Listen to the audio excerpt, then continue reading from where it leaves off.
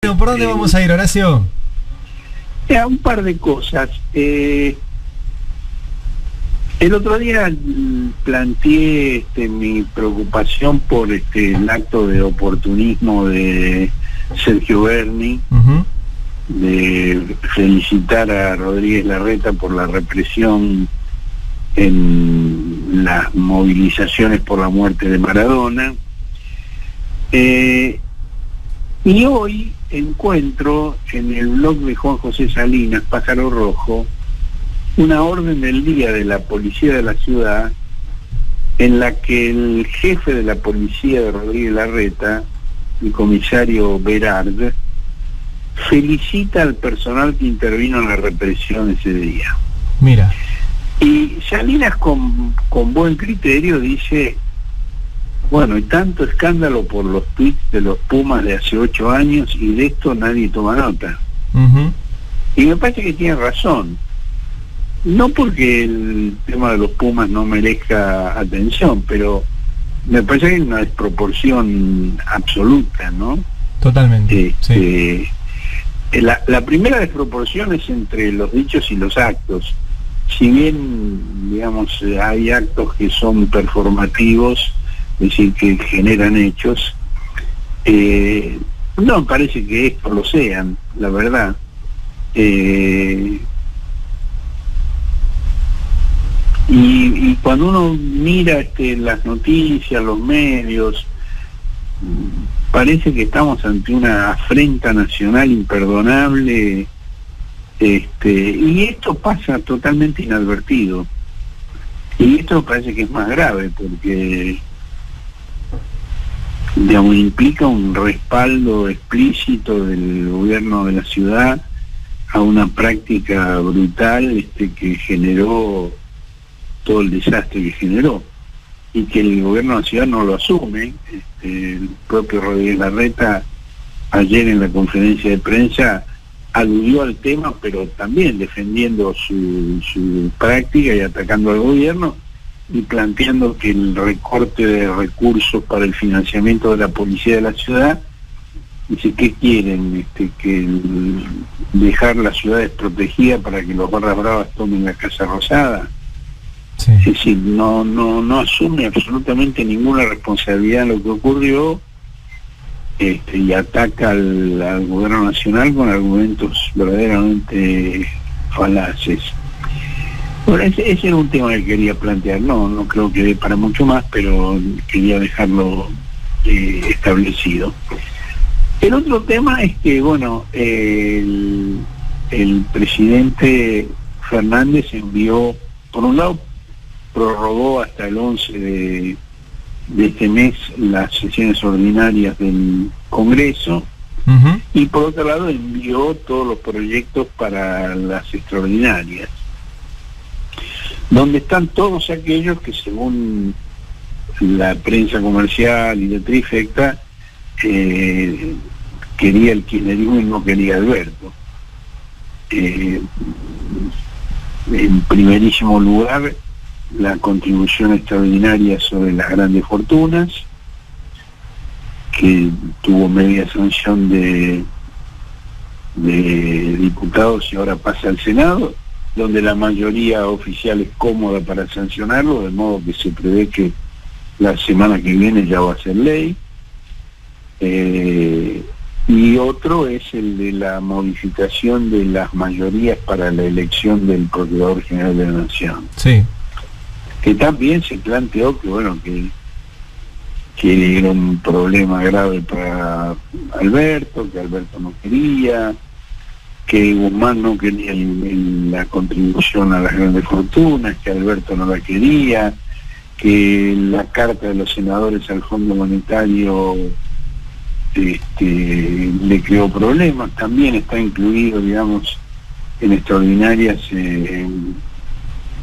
el proyecto de ley que ya tuvo media sanción de diputados, por el cual cualquier endeudamiento externo tiene que pasar por el Congreso y no se puede usar deuda externa para pagar gastos corrientes. Entonces, son todos los proyectos que que según digamos, la intoxicación informativa que padecemos a diario, imponía el kirchnerismo en contra de la voluntad de Alberto Fernández. Por supuesto, este es un círculo vicioso imposible de modificar. Lo que van a decir ahora es que Cristina le impuso a Alberto enviar esto extraordinario. Digo, es como el discurso del liberalismo económico, que jamás va a admitir que sale mal, y yo lo recuerdo desde la época de Alzogaray como predicador de las políticas liberales y luego ministro de Frondizi. Cada vez que se aplica un programa neoliberal y termina en una catástrofe, el comentario posterior es, bueno, no fue suficientemente liberal, no se aplicó a fondo y hay que perseverar y hacerlo más a fondo. Sí. ¿Qué es lo que dijo Macri cuando se le saltó en pedazos su plan económico? Y dijo, y bueno, es el error del gradualismo, tendríamos que... O cuando Vargas Llosa le preguntó qué haría si fuera reelecto, dijo lo mismo pero más rápido. Sí. Digo, son ese tipo de razonamientos, es como, no sé, operan dentro de una cápsula hermética donde no hay posibilidad de que la realidad interfiera con eso, porque siempre van a tener la interpretación, van a insistir, digamos, en la versión inicial a prueba de los hechos, absolutamente a prueba de los hechos. Me voy a abstener de calificarlo psicológicamente, pero no tengo duda de que tiene una caracterización que algún especialista podría hacer con mayor aptitud que yo. Otra cosa que quería plantear es que antes de ayer y ayer comenzó en distintas comisiones de la Cámara de Diputados el tratamiento de los proyectos de ley de derogación de la clandestinidad del aborto y asistencia integral a la mujer embarazada y al niño en los primeros 3 años de vida, llamado de los 1000 días. A mí me llamó la atención que, digamos, no se tratara en conjunto, porque está claro que el gobierno, digamos, envió al Congreso, elaboró simultáneamente y envió al Congreso simultáneamente los 2 proyectos porque forman parte de un abordaje integral de la problemática. Es decir, la presencia del Estado en apoyo de la mujer, tanto si quiere continuar el embarazo como si quiere interrumpirlo. Ese es el sentido de la simultaneidad de los 2 proyectos. Ahora, se trataron por separado. Digamos, lo que hubo ayer y anteayer fue testimonios de expertos o personas ajenas al Congreso interesadas en la problemática. Ahora, se trató por separado, digamos, se trató el lunes el de los 1000 días y el martes el de la despenalización. A mí me llamó la atención porque, digamos, esto rompe la idea original del gobierno de que quede claro que es un enfoque único de una problemática compleja. Pero bueno, estuve averiguando por qué y tiene una respuesta lógica. Esto es porque se trata de comisiones distintas. Por ejemplo, claro, el de los 1000 días tiene que pasar por el presupuesto también. El de los 1000 días requiere la comisión de presupuesto, porque implica erogaciones. Claro. El otro no. El otro requiere legislación penal, el primero no. Entonces por eso se trató en comisiones distintas. Ahora, a mí me parece que es importante que cuando lleguen al recinto los proyectos se traten conjuntamente, porque yo estuve viendo un poco el de los 1000 días y bastante el de la despenalización del aborto, y me quedó muy claro una estrategia de los sectores que se oponen, fundamentalmente la oposición confesional, la de la Iglesia Católica Apostólica Romana, la de un sector de las iglesias evangélicas, el que está representado en la Sierra, y de un sector de el judaísmo. En el caso, digamos, de la Iglesia Católica Apostólica Romana fue muy claro, digamos, una estrategia discursiva que puso, digamos, en práctica desde el primer momento el cura Pepe Di Paola, con una actitud realmente extorsiva. Planteó que hay que hacer un país al que el Papa Francisco pueda venir, es decir, le tiró al gobierno la idea de que el Papa no viene porque va a haber aborto, y planteó que el proyecto del aborto, la presentación, la habilitación de su tratamiento en 2018 por parte de Macri y el envío del proyecto ahora por parte de Alberto, es una imposición de lo que llamó la usura internacional, justo cuando llega el Fondo Monetario Internacional. Y planteó además que a los pobres no les interesa el aborto, que los pobres no quieren el aborto, que es una problemática de las élites urbanas.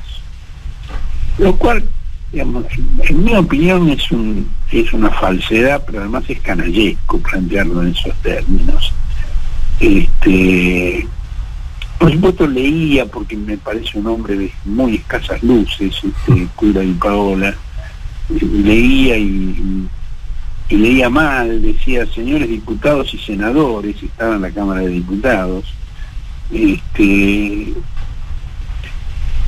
digamos, todos los expositores de esa confesión plantearon el mismo esquema. Por ejemplo, habló también Andrea Imbroglia, asesora de la Conferencia Episcopal Católica, y dijo que el aborto es en contra de las personas en estado de pobreza, y que ellos, en la Iglesia Católica, y ella además está en Cáritas, conocen muy bien a los sectores pobres.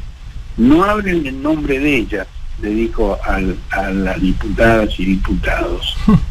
Y si una mujer pobre quiere abortar, mándenla con nosotros, porque no están solas, las conocemos por su nombre, es posible acompañarlas y sostenerlas.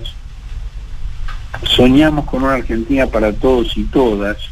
El aborto no es un reclamo de las comunidades pobres. Los dos, tanto Paola como Imbroglia, plantearon que toda vida vale, y los dos, con un discurso claramente centralizado por la Conferencia Episcopal, preguntaron qué viene después. Y entonces los dos dijeron la eliminación de los ancianos. Y Paola descalificó como hipocresía la expresión muerte digna. Bueno, a él se le ocurre que es una hipocresía. Digo, la eliminación de los ancianos, dicho así, es una frase horrible, es una frase terrible. Sí. Pero si vos ves en qué consisten las leyes de muerte digna, no tiene nada que ver con eso. Digamos, se trata de casos irreversibles, donde es imposible prolongar la vida, solo se prolonga el sufrimiento. Pero planteado en esos términos, digamos, ellos, bueno, es clásico del episcopado católico. Ellos, el famoso primer documento que emitió el episcopado cuando lo presidía Bergoglio, le llamaba Una luz para iluminar la nación. Ellos se sienten una luz que ilumina la nación, ellos se sienten así, son la última Coca-Cola del desierto. Después también habló un ginecólogo del Hospital Austral que se llama Ernesto Beruti. Me pareció el más decente de todos los que se opusieron. Habló de su experiencia personal como ginecólogo, de la cantidad de partos que asistió, de los fetos que vio, de cómo es un feto a los 2 meses. Digo, transmitió una cosa de oposición muy honesta a mi apreciación. Después, digamos, una intelectual de la iglesia, María Elena Cristo. Los Cristos son una familia muy vinculada con el episcopado. Uno de ellos intervino en las negociaciones por la visita de Juan Pablo II durante la Guerra de las Malvinas, con propuestas de retiro de las tropas y todo lo demás, que habló de los mitos del aborto, con una exposición presuntamente científica, con cifras que, bueno, habría que verificar qué son las cifras que dio, pero que contradicen lo que son las cifras oficiales sobre el tema. Y también habló un otro médico del sector, digamos, católico, Miguel Ángel Schiavone, que también hizo ese planteo, digamos, del Fondo Monetario, el descarte de los más débiles, sí, para que nadie se distraiga de trabajar y producir. Y con esta cosa tan demagógica que Bergoglio trajo a la iglesia, dice: el problema de salud pública no es el aborto, sino la pobreza. Expresión con la cual nadie puede estar, digo, yo por lo menos estoy de acuerdo con esta expresión, me parece muy, claro, pero muy es una legítima. trampa. Lo que pasa es que utilizada para oponerse, digamos, a la derogación de la clandestinidad del aborto, bueno, es una típica operación bergogliana, ¿no? Tal cual. Después hubo también representantes de otras confesiones. Estuvo el pastor Osvaldo Carnival, que directamente hizo una amenaza, lo cual no se puede dejar a la sociedad con los escraches que están padeciendo algunos legisladores que están a favor del proyecto, como Facundo Suárez Lastra, que le fueron a la casa, como Carolina Pérez Aguilar, que fueron a la panadería de los padres en Entre Ríos. Bueno, este pastor carnivalesco dijo que la mayoría del país es celeste, que ha habido una movilización en más de 500 ciudades, que es un movimiento federal y crece, en oposición a la minoría verde porteña, digamos, de nuevo el mismo eje, como un tema para las élites. Pero fue amenazante porque dijo que les advierto que la gente le va a dar la espalda, pero por 50 años, y no hay lista sábana que los pueda esconder. Es decir, directamente, bueno, es lo que hicieron en el año 2008 con la 125 también. Recuerden lo que le pasó al Chivo Rossi. Sí. Lo corrieron a huevazos, digamos. Una cosa de violencia amenazante, que realmente, digamos, a mí eso me parece mucho más grave que los tweets de estos pibes celebrados, la pelota ovalada, ¿no? Y también hubo un rabino, Fichet Slagen, doctor en filosofía, que también dijo que después de esto viene la eutanasia, y que no hay diferencia entre un por nacer y un comatoso grado 4, y que se vulnera el principio básico de protección de la vida humana. E hizo una cita de Rousseau, que fue el más sofisticado en su forma de expresión, y dijo que cuando la violencia de la pasión, es una cita de Rousseau que dice: cuando la violencia de la pasión prevalece sobre el horror del crimen en el deseo del mal, prevalece sobre el horror del crimen, en el deseo del mal también se encontrará un derecho. Bueno, niveles de abstracción muy grandes para tratar un tema que básicamente es de salud pública, de justicia social, como planteó el ministro Ginés González García en su alocución, y que por los cálculos que están haciendo las autoridades del Ministerio de la Mujer, etcétera, tendría el número suficiente para ser convertido en ley este año o en los primeros días del año. Ojalá terminemos el año verde. Ojalá. En eso estamos. Bueno, ¿hablamos el viernes, Horacio? Dale, con mucho gusto. Abrazo. Horacio Berbisky en Habrá Consecuencias.